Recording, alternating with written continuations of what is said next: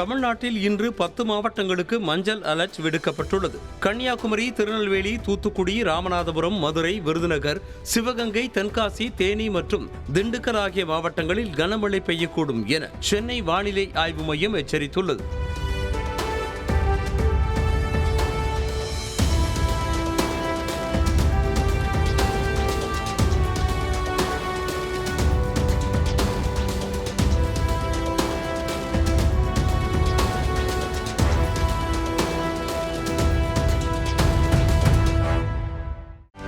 செய்திகளை உடனுக்குடனும் துல்லியமாகவும் தெரிந்து கொள்ள சப்ஸ்கிரைப் பண்ணுங்க.